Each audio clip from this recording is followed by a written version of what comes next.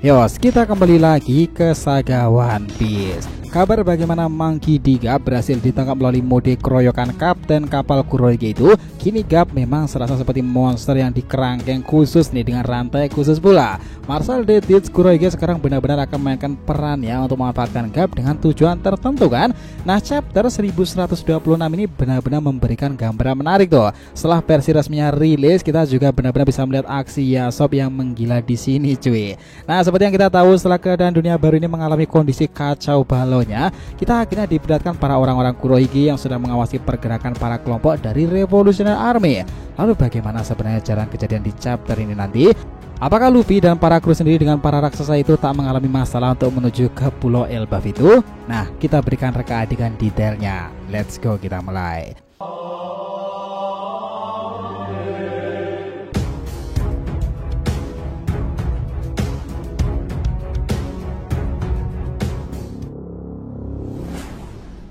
Namun sebelum masuk pembahasan, jangan lupa untuk like video ini ya nakama. Buat kalian nih para pecinta anime shonen, channel itu akan memberikan beragam pembahasan seru lainnya tuh. Jadi support terus ya agar makin berkembang dan berpetualang bersama Shonen Odyssey. Nah, jika sudah, terima kasih banyak dan mari kita mulai petualangannya. Gini, cover story kali ini diisi oleh Yamato ya. Di bawahnya itu tertuliskan Ziarah Kuil Yamato si anak Oni, volume ke-14.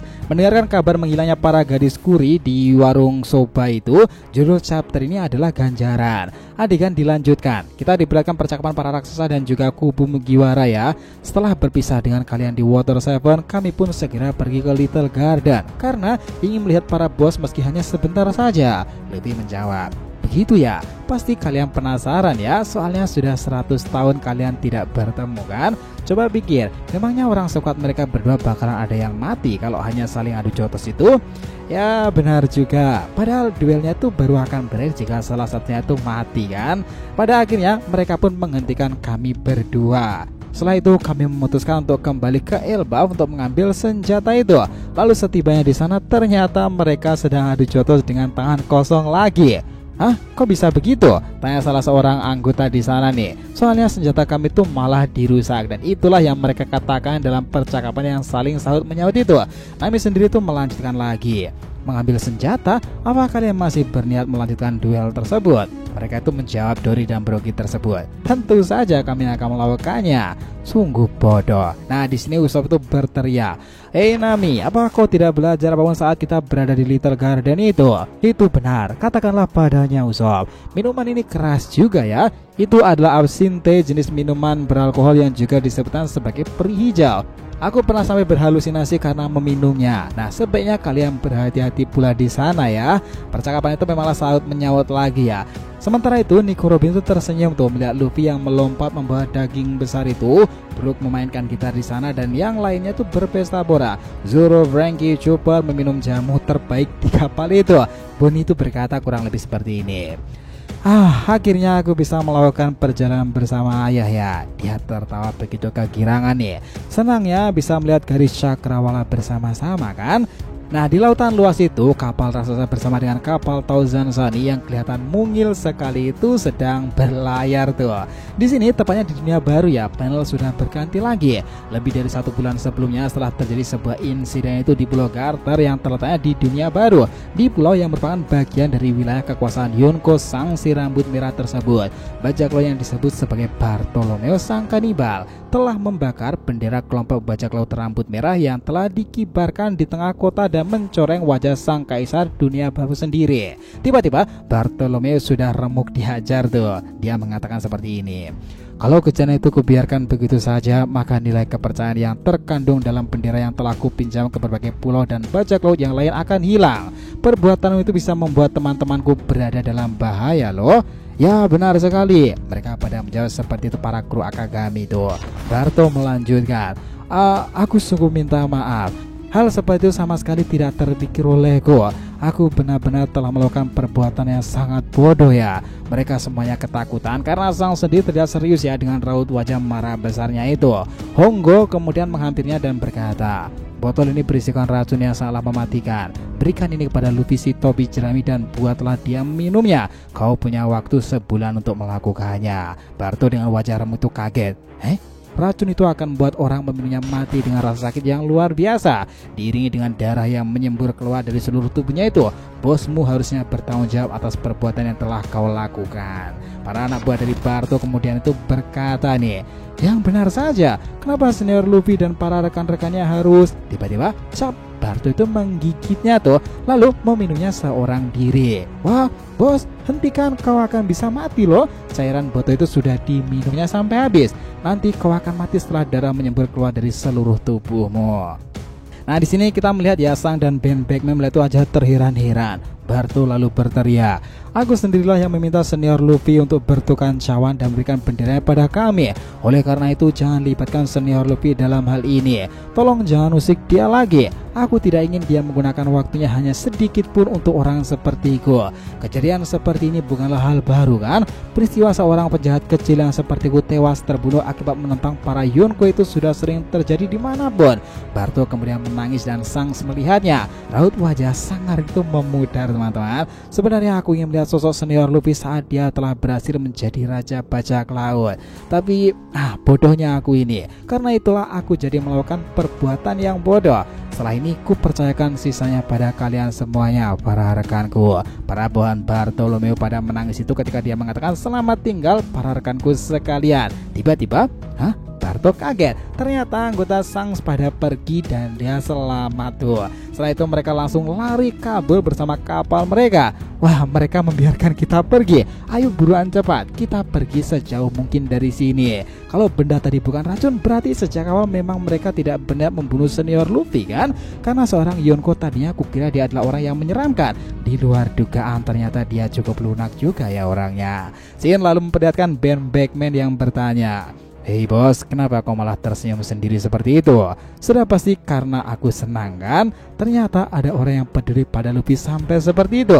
Tiba-tiba Yasop datang. Woi bos, tolong minggirlah dari situ. Soalnya dia tetap harus menerima ganjarannya kan? Krak duar. Nah, kapal milik kelompok bajak laut Bartolome itu telah tenggelam di lautan lepas pantai Pulau Garter. Kepala patung kayu Luffy itu patah sob, dan tertuliskan jumlah orang yang selamat tidaklah diketahui. Sementara itu nakama di Pulau bajak laut Hachinosu sendiri dan juga terjadi keriuhan di sana. Pizarro, kenapa kau membiarkan hal seperti ini terjadi? Selagi aku tidak ada, kau juga dengarkan, dunia ini sudah mulai bergerak. Kini Poneglyph bukan lagi sesuatu yang hanya diketahui oleh kalangan tertentu saja. Tak lama lagi, semua Yonko akan mulai saling memperebutkan benda tersebut. Bisa jadi angkatan laut juga akan terlibat kan? Kita tidak bisa mengabaikan mereka begitu saja jika ingin keluar sebagai pemenang. Untuk itulah kita memerlukan Kobe. Tapi bisa-bisanya kau malah membiarkannya melarikan diri. Maafkan aku Tits. Dia menjawabnya seperti itu. Tapi tolong dengar dulu kata-kataku. Masalahnya dia telah membantu Moria melarikan diri.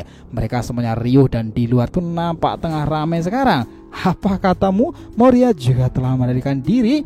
Nah di sini para bawahan Kurohige itu melanjutkan. Kapten, kami siap berangkat kapanpun juga. Jika ada orang yang pantas mendapatkan One Piece, sudah pasti adalah kau orangnya, Blackbeard. Mari tunjukkan bahwa kita dapat menguasai dunia ini. Nah di sini ya di panel kita melihat para orang-orang Kurohige elit itu sudah pada berkumpul. Kurohige melanjutkan, ya semangat mereka semuanya sedang membara ya.